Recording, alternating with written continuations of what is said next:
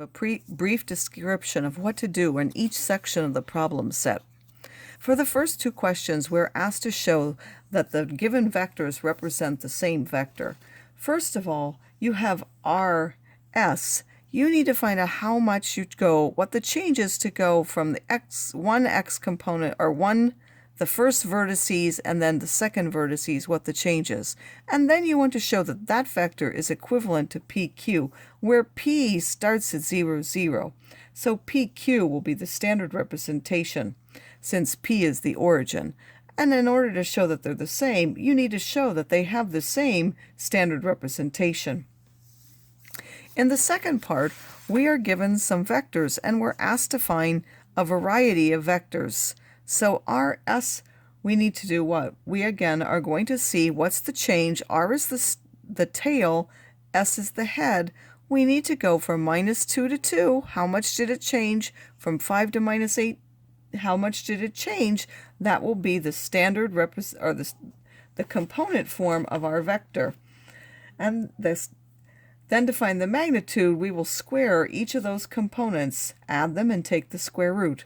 We need to do that for each one of these. Some of them have scalar multiples. You can do them in steps, or you can do them directly, all in one, whichever one you feel more comfortable with.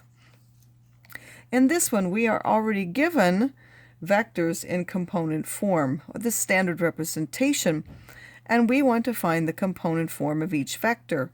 We simply need to do the operations that are given here. Remember, you will combine first components with first components and second components with second components, whether you're adding or subtracting, but you might need to multiply by something that comes out front, whether it's a 3 or a minus or some combination of them. In the next set of questions, we are asked to find the unit vector and the direction of each vector. To do that, you need to first find the magnitude of the vector, and then the unit vector and the direction of that is that vector divided by the magnitude of the vector. And then I would also like you to write it in both forms.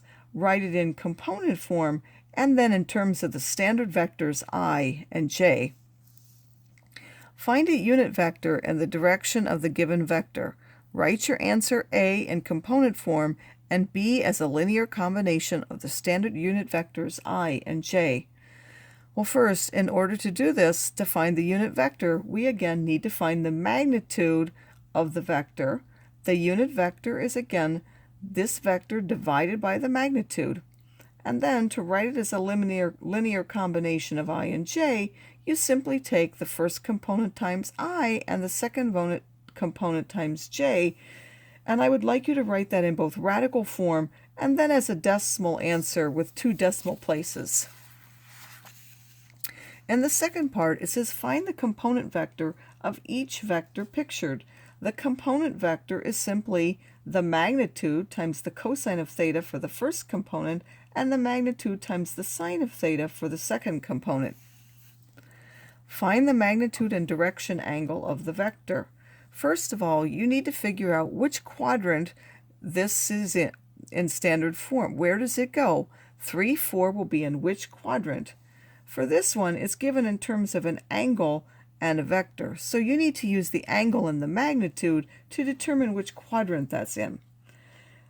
Then when you want to find the magnitude, again, you're going to simply find the magnitude as we have before. The first component is the magnitude times the cosine of theta, and the second one is the magnitude times the sine of theta. The direction angle you can find by using the cosine inverse.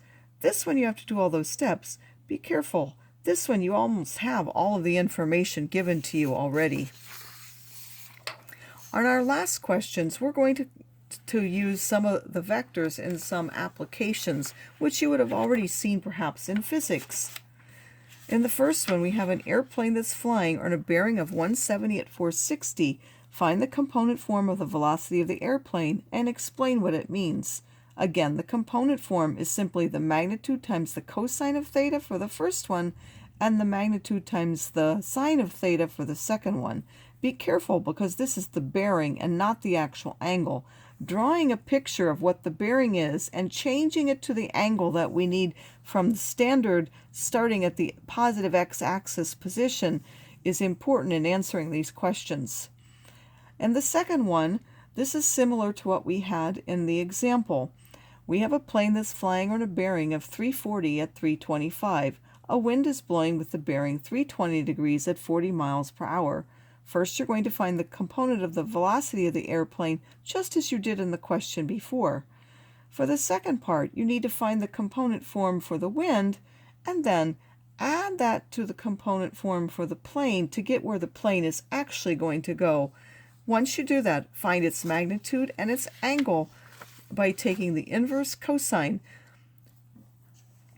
We use the inverse cosine, by the way, instead of the inverse for the sine, because the cosine will either take us to the first quadrant or the second quadrant, which are the angles that we want. A force of 50 pounds acts on an object at an angle of 45 degrees. A second force of 70 pounds acts on the object at an angle of 30 degrees. What is the overall magnitude and direction of the force on the object? First of all, you might draw a little diagram with both forces acting from the same point but going in the directions that are given. The first force, put it in component form by finding the magnitude times the cosine of theta and the magnitude times the sine of theta for that particular angle. Do the same for the second one. The overall force is the sum of those two forces, so simply add the first components together and the second components together. Determine which quadrant that is in. Then find the magnitude, and then use the magnitude has to be times the cosine of theta has to be the first component of the overall force. Use the inverse cosine to get an angle. That will help you determine alpha, and then use that, depending on the quadrant, to get the actual angle for the vector.